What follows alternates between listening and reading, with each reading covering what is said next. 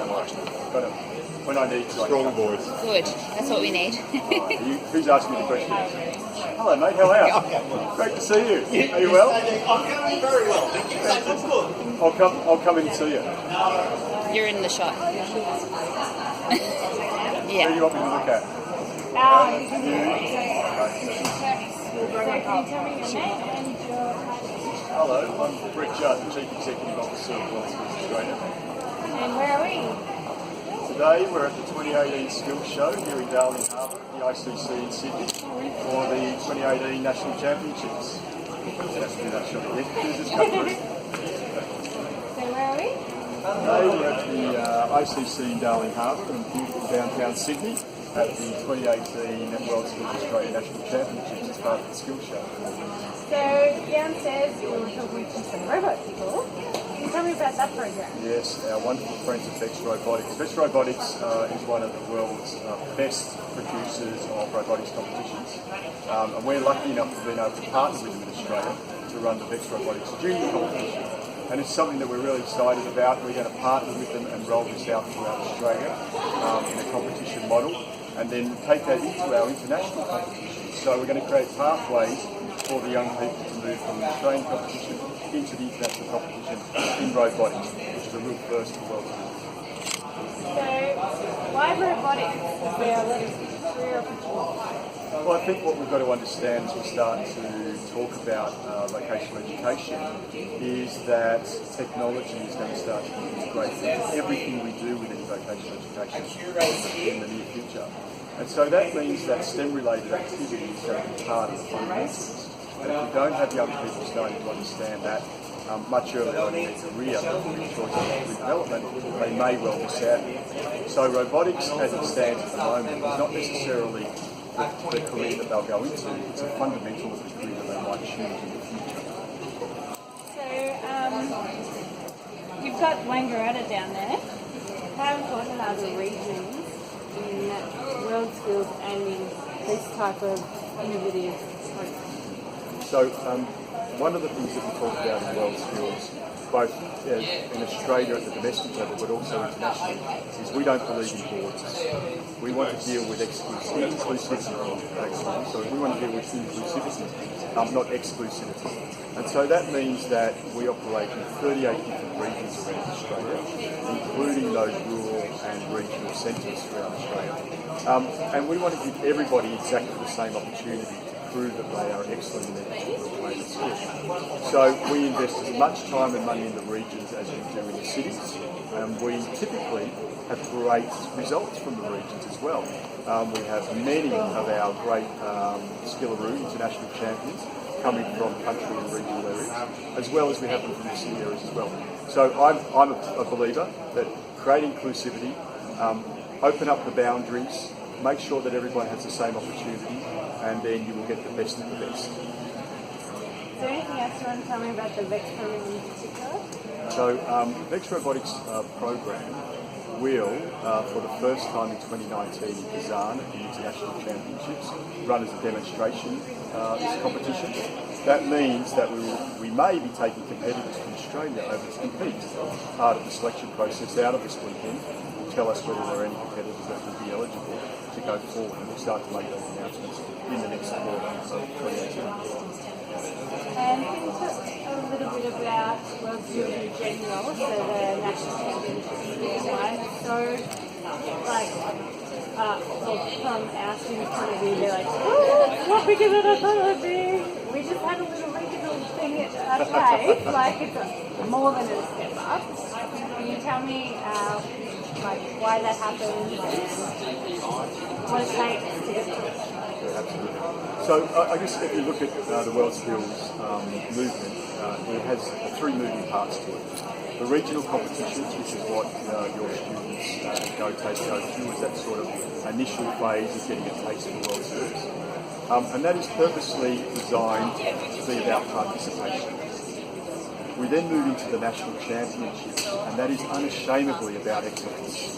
So this is where you start to move from having a good skill set to an excellent skill set and excellent behaviour. So one of the hallmarks of Worldskills is is not just that you have deep technical skills and very honed and highly developed technical skills, but you also have a set of behaviours.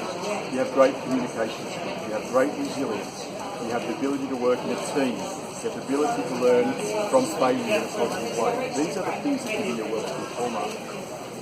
From there, you can then launch into becoming a representative of your country. You can travel overseas and compete against the best in the world at what you would effectively call the Olympic Games for people with training skills. So the progression is participate through to high performance. So how do you think Australia rates on the world stage?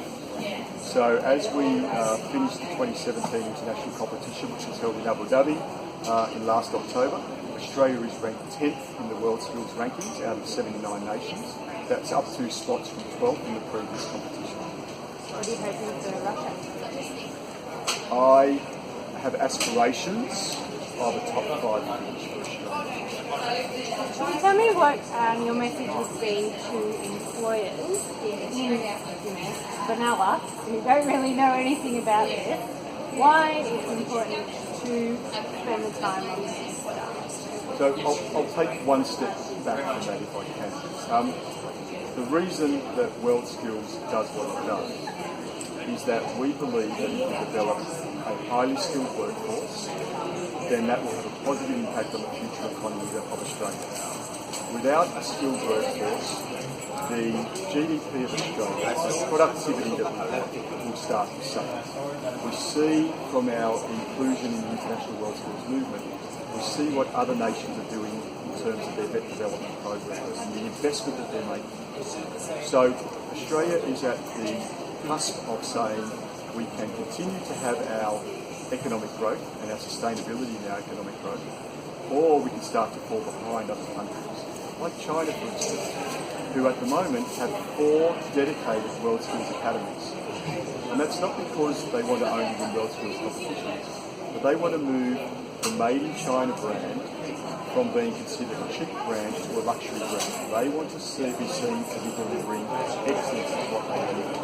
In Russia, the program is a multi-million-dollar program about training trainers to get Worldskills standards.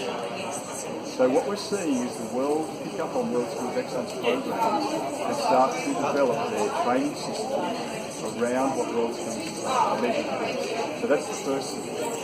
If you are in industry, I challenge you with this. Industry and education must work together. It cannot be mutually exclusive, one or the other. Industry are the innovators. Education is the delivery point.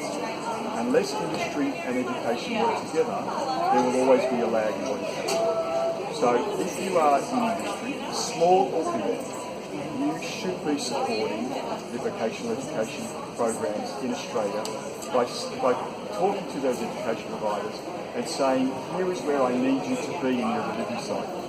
What Worldskills is able to do, because we have judges from industry and judges from education working side by side, we're able to pick up the points in the training package that might be deficient and pass that data on to those that have the information or need the information to influence the training packages. Now you spoke, I just heard you downstairs about vet in schools. It's like the gateway to trade. Can you just elaborate a little bit on Incredibly important. I mean, the vetting schools programs are so important to the future of vocational education. We need to start to make vocational education an equal first choice in people's decision about their career. And it's a rather simple way of thinking about it. It shouldn't be either or, it should be an equal first choice. University is important. It's about education, however. Vocational education is about careers, and you must make that distinction between the two. And so if you are a parent or someone of key influence to a young person, and you're helping them think about their career, you must give them a broad sense of what that is. We hear this broadly from parents all around the country. They use different words, but it distills down to these three things. When we say, what do you want for your children in life? They say, we want them to be happy and healthy. They say, we want them to have a better lifestyle than we had. And they say, we want them to have better income than we had. We know that vocational education provides those three things. if you have a skill or a trade, you can work as much or as little as you want. You can use it as a pathway to start here and end up over here. It can loop you back to a university degree if you want to. And it gives you a career for life, not just for an education. And that's a really important distinction that you must make. And vetted schools, as you said rightly, is the start point for all that. Any points of wisdom for our competitors out there on the floor, thinking a bit, oh, stop that better? So, the three things that I think about always if you're a Worldskills competitor, you should be unashamedly celebrating your excellence. If it was easy, everyone would be doing it, and I'm never going to promise you that it's going to be easy. And if you've had a bad day, press reset and win the next day, because if you win today, who knows, you might win the competition. Thank you very much for your time. 10 minutes, Dave. Thank you. That was Pleasure. great. Really, really important. Hey Stuart. How are you on the job? The job running everywhere. Very good, mate. Gentlemen, how are you? Huh? Thanks, Caleb. The carpentry.